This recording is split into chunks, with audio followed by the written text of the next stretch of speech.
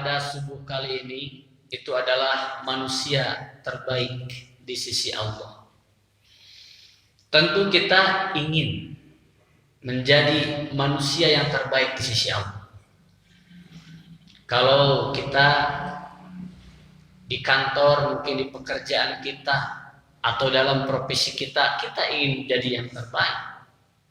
Sekalipun tidak menjadi yang terbaik, tapi lakukan yang terbaik. Nah, kita pun sama.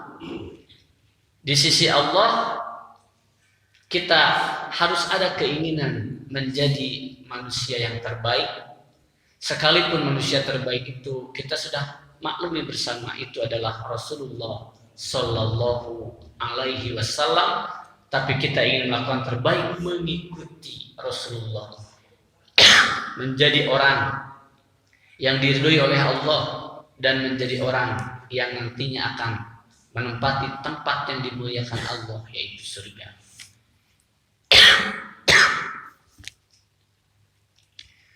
Para sahabat pernah bertanya, seorang sahabat bertanya kepada Rasulullah Sallallahu Alaihi Wasallam, wahai Rasul, apa manusia yang terbaik itu? Bahasa Arabnya kila ya Rasulullah, man khairun nas? Siapakah manusia yang terbaik itu?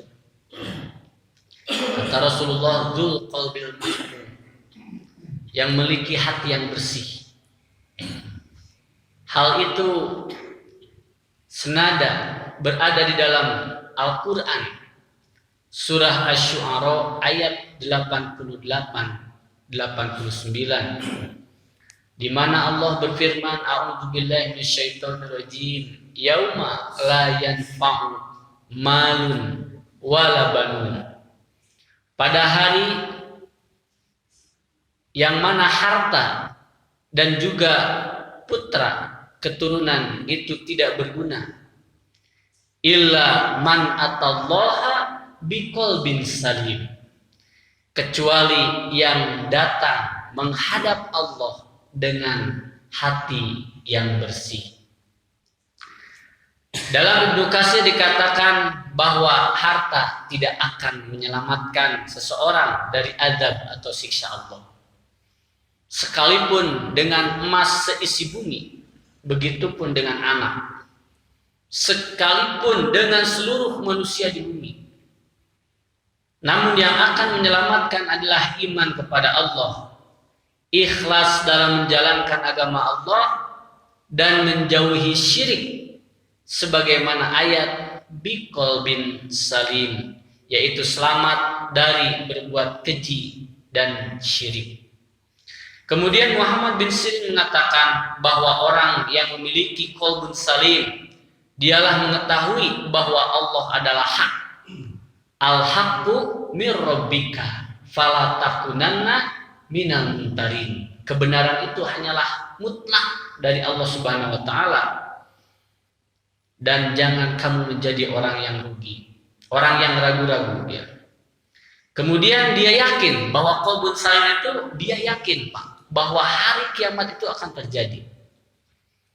Ya, dengan hati yang bersih, ikhlas itu dia yakin bahwa kiamat itu akan terjadi, akan ada nanti yaumul hisab, ya, dan kita yakin bahwa surga dan neraka itu ada. Jadi kita yakin apa yang disampaikan oleh Allah dalam Al-Quran dan juga yang disampaikan oleh Rasulullah Sallallahu Alaihi Wasallam, kita meyakini semuanya akan terjadi.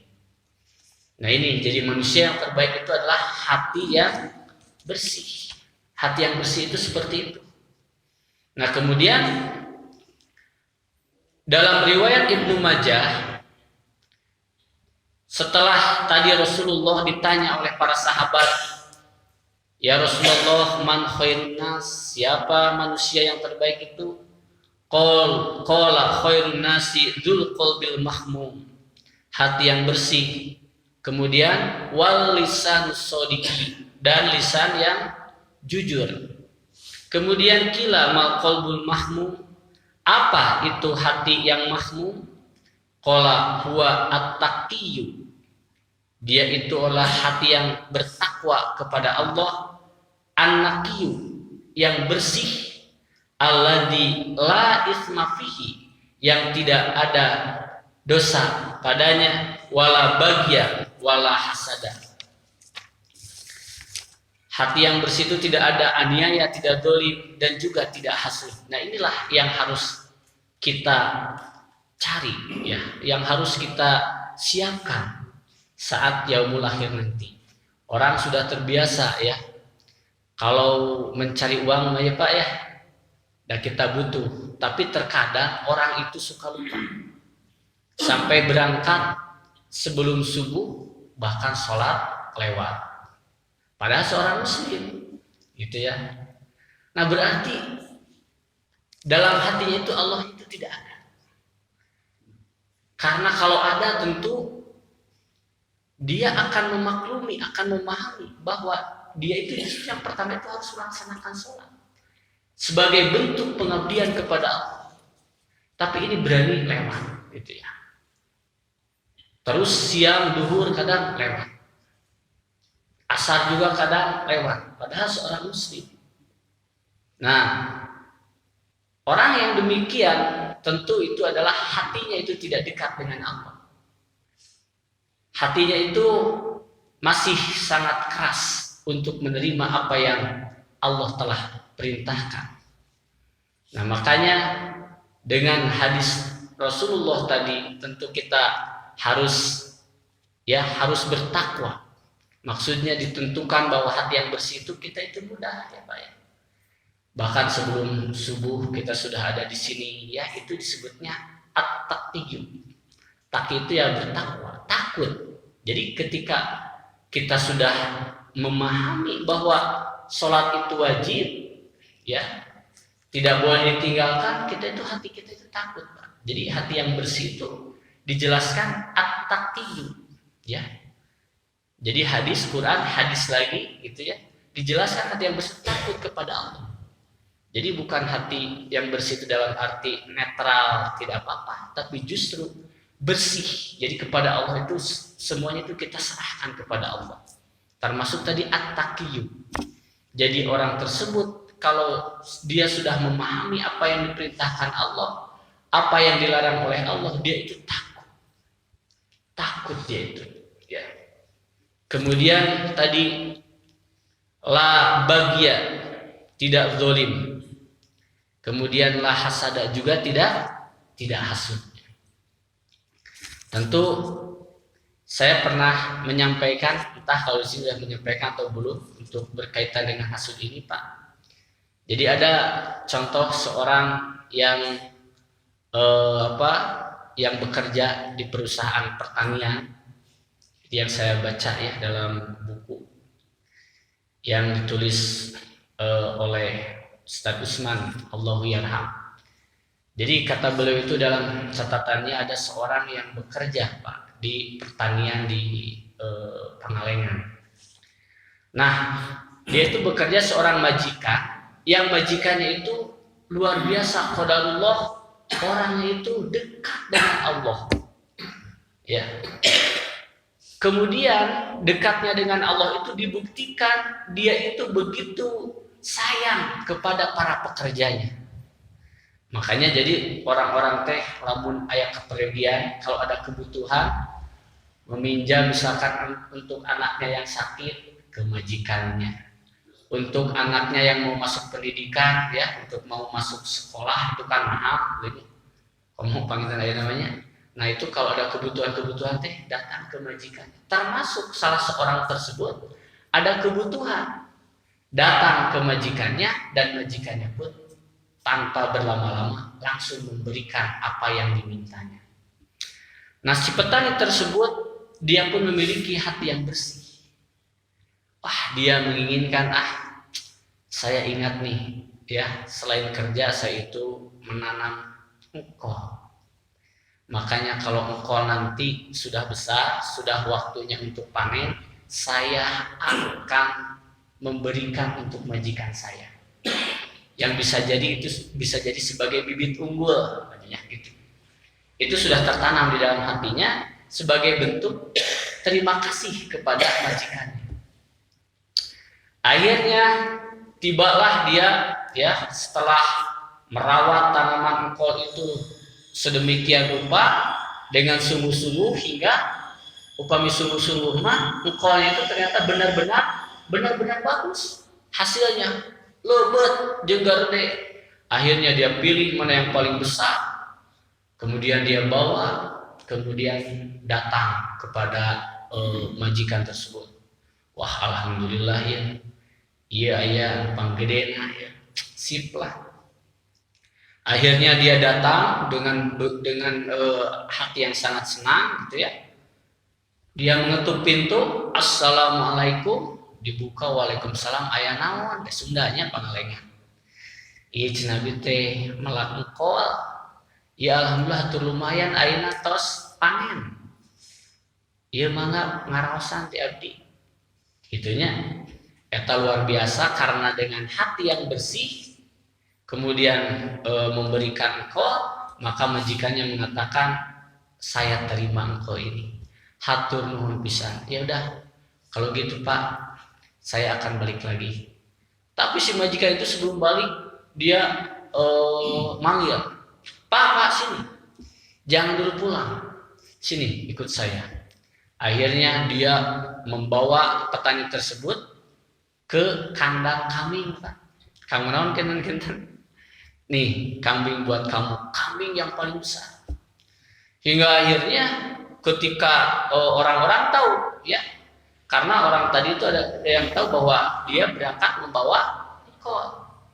Kemudian pas balik membawa kambing. Wah, yuk kambing ya. Jadi ditukeran engkol, kambing ku domba nu gede. Nah, tapi ada orang, kadang orang kalau menerima suatu rezeki yang besar, nah ini tidak setiap orang ikut senang, ikut bahagia anu hasud. Alah sia eta euy. Keren. Ini bawa engkol balik mau domba gitu. Dina pikiran teh wah sigana pikiran teh jelas ya Pak. Wah sigana langsung ya Pak jalmi eta teh berangkat ke kandang dombana. Wah cenah ieu. Rek mereh domba nu halusna gitu.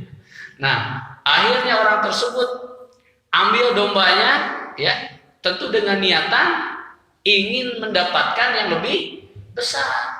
Assalamualaikum, waalaikumsalam.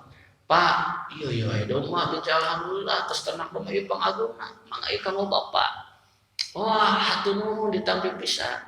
Ya tuh Pak bari angkat. Keheula cenah ka dieu ulah kaangkat ieu Bapak cenah geus ieu kanggo anjeun. Tah anu kadua mah berangkat anak domba teh cenah mangga canak engkol jadi engkol teh nu badag teh dipasikeun Pak. Nah, jadi nu kadua mah berangkat bawa domba pulang bawa engkol. Nah, beda hasilnya oke. Nah, jadi yang pertama yang kedua itu hatinya pun udah beda. Ternyata di dunia saja terkadang itu Allah sudah memperlihatkan bahwa hatinya yang tidak bersih. Nah, ternyata apa yang diharapkan itu kadang jauh dari apa yang diharapkan. Cenah cek caritana yang berangkat bawa kambing pulang bawa engkol teh teu kaluar-luar cenah isin cenah kitu. Wah, euy eta can domba balik bawa engkol gitu.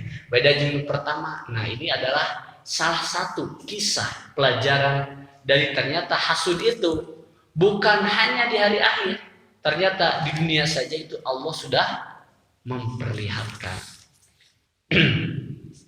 Nah, kemudian berkaitan dengan hadis tadi, jadi ukuran seseorang itu hebat di sisi Allah itu adalah hatinya. Kemudian pernah ya Luqmanul Hakim ya. Tentu Bapak sudah pernah dengar mungkin bagaimana Luqmanul Hakim ketika disuruh oleh majikannya, wahai Luqmanul Hakim, tolong ini sembelih kambing. Kemudian kambing tersebut oleh Luqmanul Hakim disembelih ya. Nah, kemudian setelah disembelih kata majikannya, wahai Luqmanul Hakim, tolong ambilkan dua organ yang terbaik gitu ya. Akhirnya kemudian Luqmanul Hakim mengambil dua organ terbaik tersebut, yaitu dia memotong lisan dan hatinya. Ya kita tahu Luqmanul Hakim itu orang yang bijaksana Pak. Ya. Jadi motivator, tapi motivator di sini tidak motivator tidak seperti sekarang maksudnya. Yaitu seorang yang dekat dengan Allah, ya, dan banyak orang yang meminta nasihat kepadanya. Ya, termasuk majikannya. Kemudian majikannya tahu organ yang terbaiknya itu adalah lisan dan hati. Kemudian majikannya tersebut memerintahkan kembali kepada Luqmanul Hakim. Wahai Luqmanul Hakim, coba sekarang sembelih lagi kambingnya satu lagi. Kemudian disembelihlah kambing tersebut. Nah, kemudian setelah disembelih, kata majikannya, ambilkan organ terburuk dari kambing ini. Maka Luqmanul Hakim memotong lagi lisan dan hatinya. Kemudian majikannya itu kemudian bertanya dan bingung. Kenapa? Karena disuruh mengambil organ yang terbaik, yang diambil hati dan lisan lidah gitu ya. Kemudian yang terburuk yang diambil hati dan juga lidah. Kemudian Luqmanul Hakim ditanya, kenapa engkau mengambilkan yang terbaik lisan dan hati, engkau mengambilkan yang terburuk itu, engkau mengambil lisan dan hati. Kemudian Luqmanul Hakim mengatakan bahwa ketika seseorang memiliki bahwa yang terbaik itu adalah karena lisan dan hatinya. Seseorang dikatakan baik karena lisan dan hatinya. Dan ia pun mengatakan tidak ada yang lebih buruk seseorang tersebut karena lisan, karena hati dan juga lisannya. Itulah jawaban Luqmanul Hakim bahwa ternyata hati dan lisan itu merupakan ukuran baik dan buruknya seseorang. Jami teh solehnya, kemudian rajin ke masjid, karena sedekahnya gampang, kepada saudaranya mudah untuk menolong gitu ya.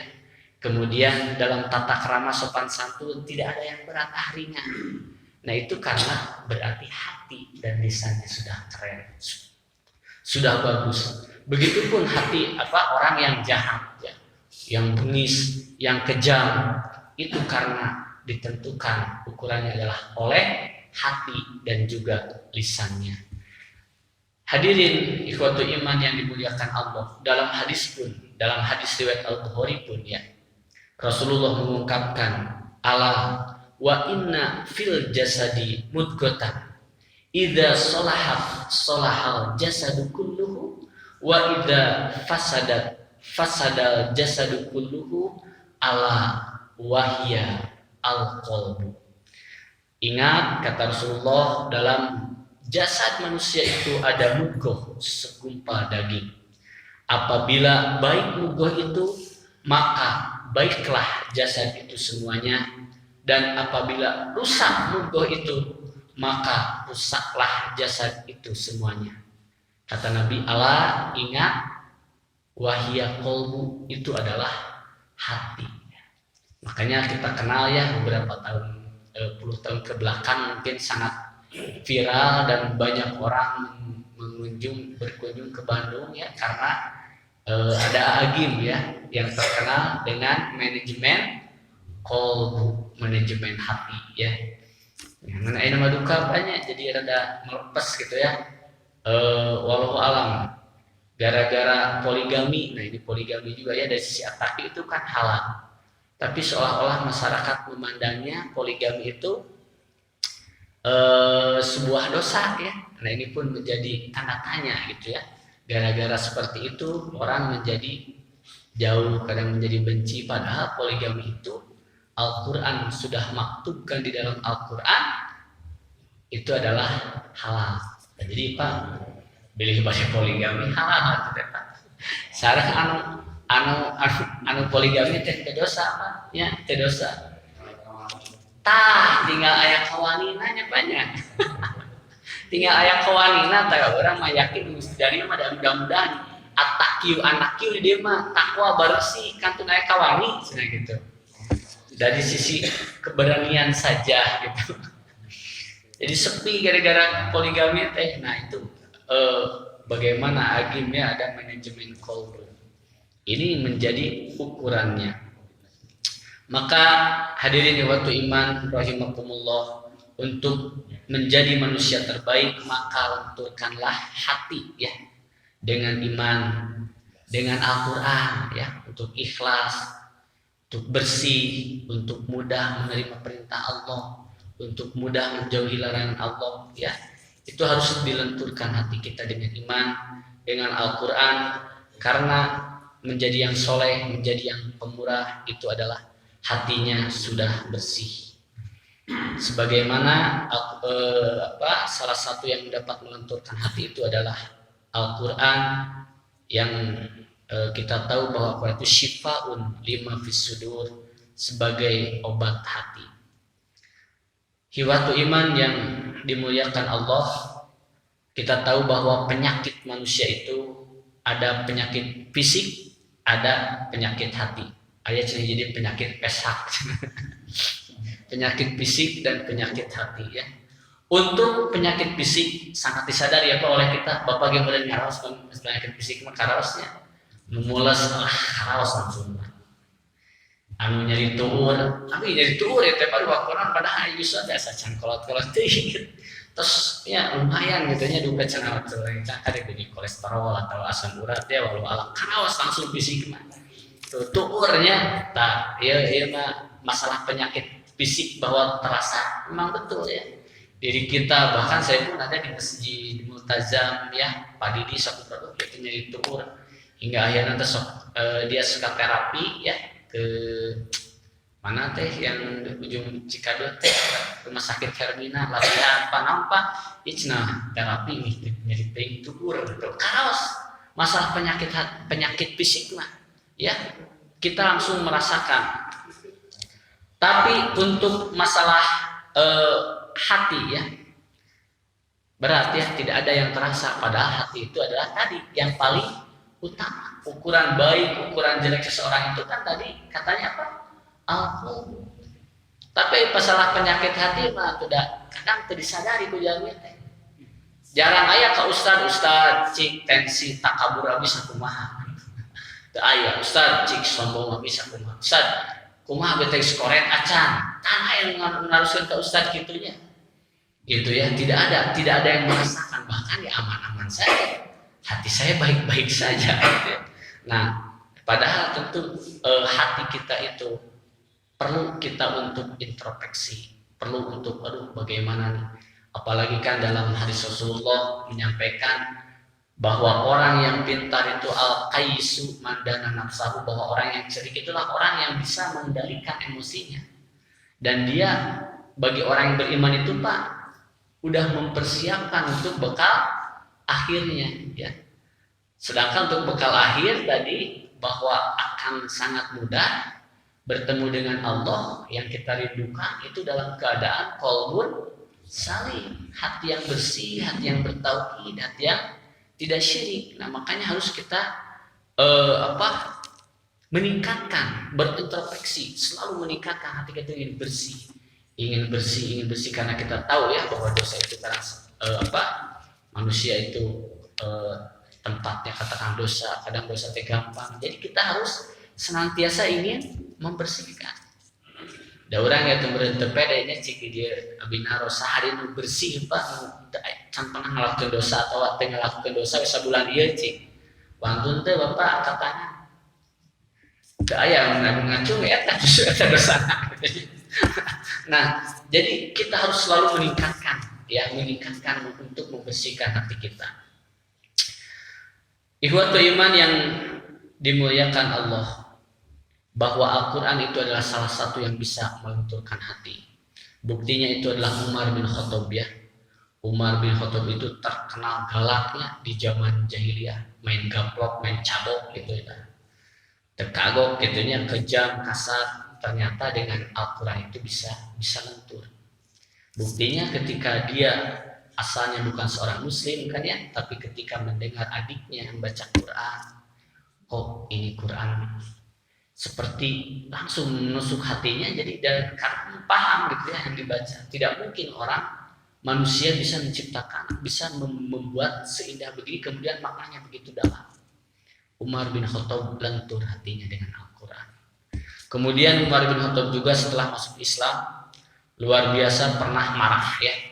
Karena ya Rasulullah Umar bin Khattab kesolehan itu diantaranya selain pintar, tegasnya jangan keras apa saya penggal kepalanya. Saya penggal itu ketika Rasulullah meninggal pun sama. Ya, jadi Umar bin Khattab belum bisa menerima ketika Rasulullah meninggal. Bahkan yang mengatakan siapa mankola Rasulullah qad mata, fa'aktu. Siapa yang menyatakan Rasulullah telah meninggal, saya akan bunuh dia. Wah, gitu ya, amat Umar. Padahal sebetulnya dalam hatinya pun tahu bahwa Rasulullah itu sudah meninggal. Lalu Abu Bakar mendekati Umar bin Khattab. Ya Umar, kata Abu Bakar, ma Muhammadun illa Rasul. Qad khalat min qablikum rusul. Wahai Umar, Muhammad itu hanyalah seorang nabi yang sebelumnya pun sudah banyak para nabi. Artinya Nabi Muhammad itu adalah nabi manusia, makhluk akan ada meninggalnya. Kemudian Abu Bakar bertanya kepada Umar, akankah kamu kembali kufur jika Rasul meninggal? Maka dengan ucapan tersebut Umar bin Khattab ya, dengan membacakan ayat Quran tersebut, Abu Bakar, Umar bin Khattab itu langsung mengatakan lam atlu tilka ayat, seolah-olah kamu tidak tahu tentang ayat itu. Umar langsung sadar setelah mendengar isi kandungan Al-Quran itu dan dia menerima ya. Jadi lentur ya. Oh, jadi orang yang taat ya dengan Al-Quran itu langsung bisa menerima. Bersih lagi. Nah, jadi ikhwatu iman rahimakumullah, ukuran enteng beratnya pekerjaan pun ditentukan oleh hati. Mudah dan beratnya seorang pekerjaan pada diri kita itu ditentukan oleh hati ya. Rasulullah pernah menyampaikan kepada para sahabat ini tolong surat ini sampaikan ya kepada para raja ya di negara kafir. Ini ketika Rasulullah berada di Madinah ya, sudah memegang kekuasaan karena Rasulullah pun menjadi seorang khalifah. Nah, ketika Rasulullah menyampaikan tolong sampaikan surat ini kepada para raja, para sahabat langsung siap gitu ya, tidak bertanya dulu gitu, ongkosnya kumaha atau perjalanan sakumaha, siap langsung ongkosnya sabaraha. Yang dari buruhan sabaraha, tidak menyatakan siap gitu ya. Nah, ini kenapa? Karena hatinya sudah samina wa ata'na, sudah menjadi ringan ya Pak. Padahal katanya kalau dihitung jarak yang terdekat untuk mengantarkan surat tersebut sejauh 1000 km. Ditempuhna ku kuda, Pak, bayangkeun.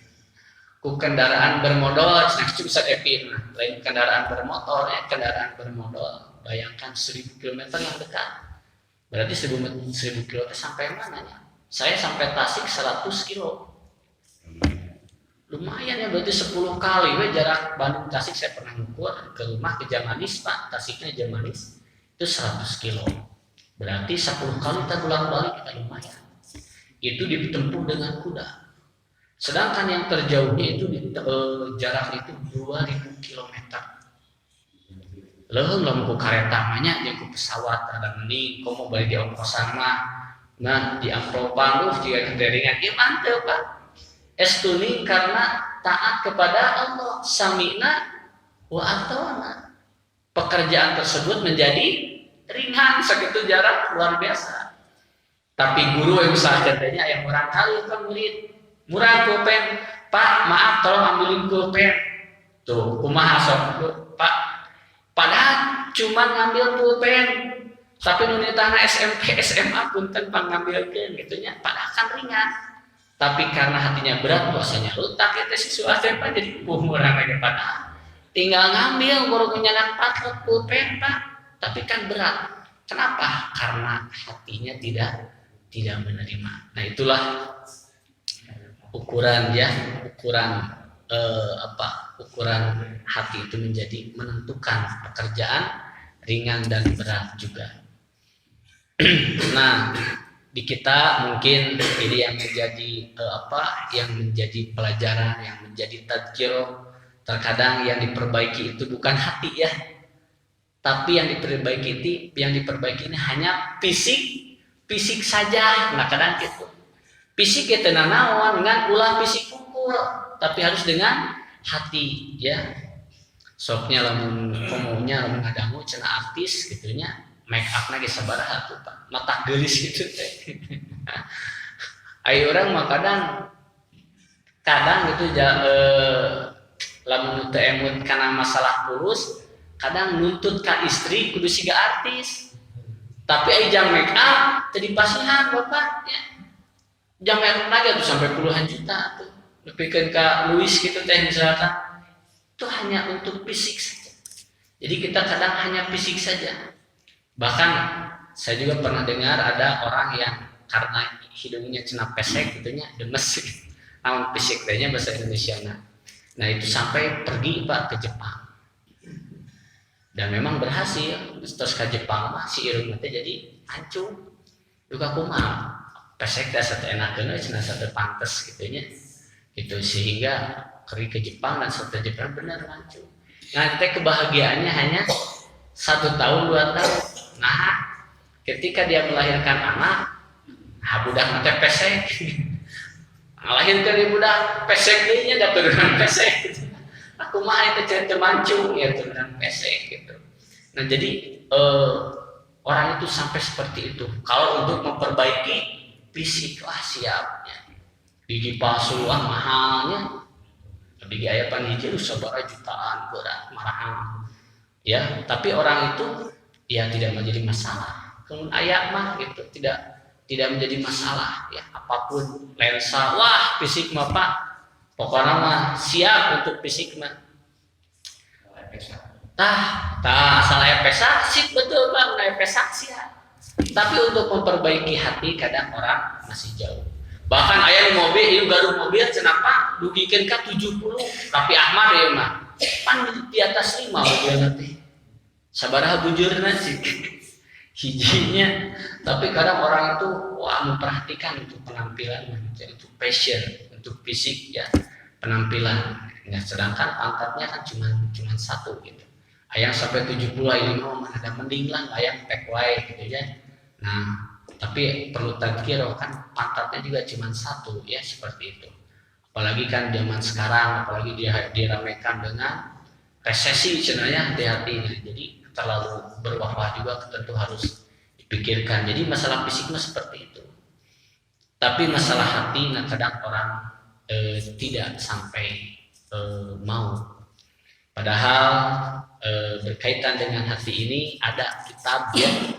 Salah satu kitab yaitu diantaranya Tazkiyatun Nafs ya, untuk membersihkan hati, membersihkan jiwa ya, karena memang ini hal sangat penting gitu ya, bahwa seseorang ukuran manusia itu dekat dengan Allah, diterima oleh Allah, mudah berjumpa dengan Allah, senang berjumpa dengan Allah, itu karena hatinya bersih. Nah, jadi di sini mungkin saya mengingatkan khususnya buat saya sendiri, umumnya buat Bapak semuanya, maka mari gitu ya, jangan pernah bosan untuk selalu membersihkan hati, untuk selalu memperhatikan hati kita. Karena dengan hati nanti juga akan muncul ke lisan ya. Nah, yang kedua tadi disampaikan sebagaimana Luqmanul Hakim yang menyampaikan organ yang terbaik itu adalah hati dan juga lisan. Dalam hadis pun berkaitan dengan lisan itu kan Rasulullah sudah menyampaikan. Kata Rasul, alaikum bisidqi fa inna sidqa yahdi ilal birri. Kata Rasulullah menyampaikan, ayo gitu ya, hendaklah kamu berpegang kepada kejujuran, kepada kebenaran. Fa inna sidqa yahdi ilal birri, karena sungguhnya kebenaran itu akan membawa kepada kebaikan. Wa innal birra yahdi ilal jannati, dan sesungguhnya kebaikan itu akan membawa kepada surga. Wa ma yazalu rajulu yasduqu wa yataharra sidqa hatta yuktaba indallahi siddiqun. Kata Rasulullah bahwa kebaikan itu menunjukkan kepada surga, dan hendaklah seseorang itu tetap dalam kebenaran sehingga dia tertulis di sisi Allah sebagai orang yang sangat jujur. Dan kemudian Rasulullah menyampaikan, wa iyyakum wal kadhiba, awas, jauhi kamu itu al kadhiba, berdusta. Fa innal kadhiba yahdi ilal fujuri, karena sesungguhnya dusta itu menunjukkan kepada dosa. Wa innal fujuro yahdi ilan nar, dan sesungguhnya dosa atau keburukan itu akan membawa seseorang kepada api neraka. Wa ma yazalu rajulu yakdzibu wa yataharral kadhiba hatta yuktaba indallahi kadzaban. Dan jika seseorang itu tetap berdusta dan memilih kedustaan, maka Allah akan menulisnya sebagai pendusta. Nah, inilah ukuran organ lisan, hati, dan juga lisan. Pernah ini ada kisah ya disampaikan atau belum? Kalau belum sudah, kita ingat kembali, kan ada ya bapak-bapak yang jarang tak makan daging. Dalam Alkisah itu ada satu keluarga yang jarang makan daging. Seperti di Indonesia pun banyak Pak potretnya sebetulnya. Bahkan saya ketika ke Tasik pernah ada yang menyampaikan, paman saya, wah Pip, cina di itu mah ngobrol, cina ke saya curhat, makan daging itu hanya ketika Idul Adha saja, ketika kurban. Itu fakta Pak, ternyata di kitab pun sama. Nah, itu pernah ada kisah seperti itu.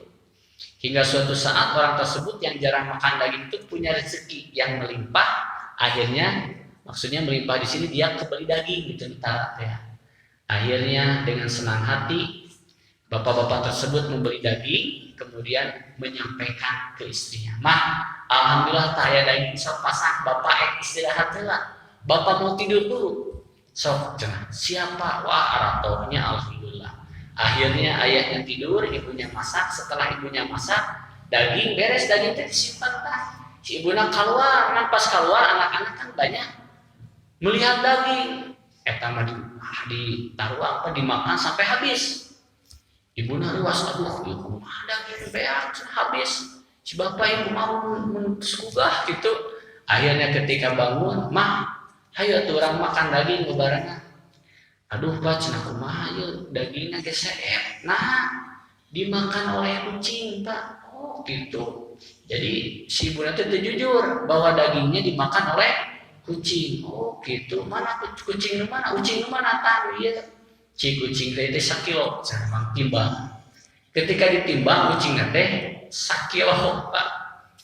Kata si bapaknya, kayak iya teh kucing atau daging. Lamun dia kucing, mana daging? Lamun dia daging, mana kucing? Tadi desak itu akhirnya istrinya itu jujur, Pak, daging teh seep kurang kali. Tah, tuh cenah eta tadi ngomong gitu. Jadi hal itu pun menjadi tadkirah, menjadi pelajaran bagi kita bahwa kita itu harus terus terang, biar terang terus jika iklan pilih gitu. Jadi harus terus terang, jujur. Karena ketika tidak jujur maka akan menyulitkan diri kita. Nah, ini adalah penjelasan bahwa ukuran baik dan tidaknya seseorang itu adalah hati dan lisannya. Dan Allah akan pasti Allah akan mengangkat seseorang yang hatinya bersih dan juga jujur, sebagaimana di dalam surah Asy-Syu'ara ayat 88 dan 89, bahwa orang yang memiliki hati yang bersih, hati yang bertakwa, jauh dari syirik, ya, kemudian tidak ada dosa, tidak ada aniaya, tidak zalim kepada orang lain, tidak hasud, maka orang tersebut akan selamat. Mafhum mukhalafahnya, orang yang tidak bersih hatinya, gitu ya, maka di hari akhir akan mendapatkan kesulitan. Cirinya ya sebaliknya, kadang suka sirik atau suka melakukan dosa besar, gitu ya. Kemudian dia juga berbuat hasud dan banyak melakukan penyakit hati yang lain. Hadirin waktu iman yang dimuliakan Allah, itu mungkin part 1 ya. Karena insya Allah mungkin di lain kesempatan ini sebetulnya ada 2 lagi, tapi baru sekarang mungkin bagian 1, bahwa manusia terbaik di sisi Allah itu adalah yang bersih hatinya dan juga memiliki lisan yang jujur. Itu saja mungkin yang dapat saya sampaikan. Mudah-mudahan kita termasuk orang-orang yang memperhatikan hati kita dan lisan kita, karena akan menentukan di hadapan Allah Subhanahu wa taala. Akhirul kalam, Rabbana hablana min azwajina wa dzurriyyatina qurrata a'yun waj'alna lil muttaqina imama. Rabbana atina fid dunya hasanah wa fil akhirati hasanah wa qina adzabannar. Aqulu qouli hadza wastaghfirullaha li wa lakum. Wassalamu alaikum warahmatullahi wabarakatuh.